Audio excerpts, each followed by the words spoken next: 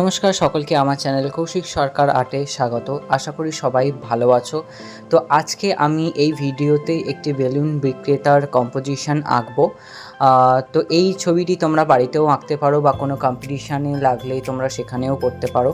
তো আজ আমি মাত্র দুটো ফিগার দিয়ে পুরো সিনারিটা আঁকবো। একটি হলো বেলুন বিক্রেতা এবং একটি মেয়ে যে কিনা বেলুন বিক্রেতার থেকে বেলুন কিনছে, এবং তার সাথে কিছু ঘর আর গাছপালা দিয়ে বাকি সিনারিটা কমপ্লিট করব।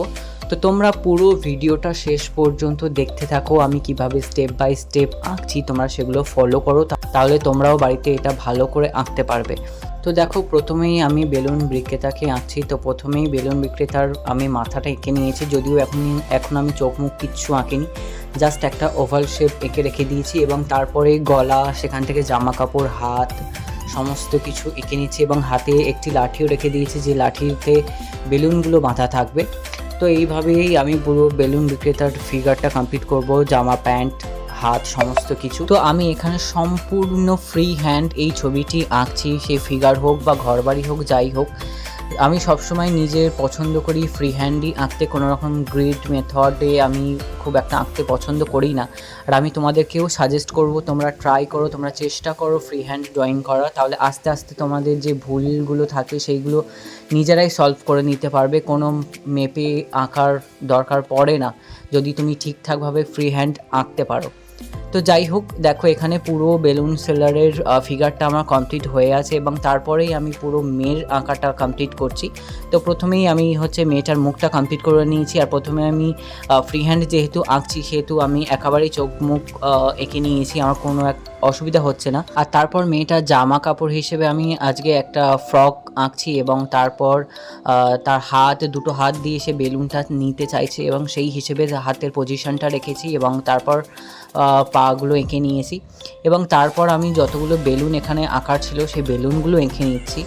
এরপর আমি আস্তে আস্তে বেলুন সেলারের চোখ মুখগুলো আঁকবো, কারণ ওই আঁকাটা এখনও বাকি আছে। আমি আগে ফিগারগুলো এঁকে নিচ্ছি। তো আমি সবসময় চেষ্টা করি ফিগারগুলো আগে এঁকে নেওয়ার, তারপর বাকি সিনারিগুলো আঁকার।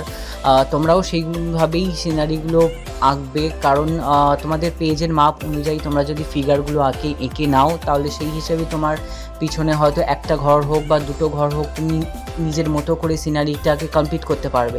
কিন্তু তোমার পেজে যদি ফিগারগুলো ঠিকঠাক করে না বসে, তুমি বাকি সিনারিগুলো আঁকতে পারবে না, তোমার নিজেরই অসুবিধা হবে।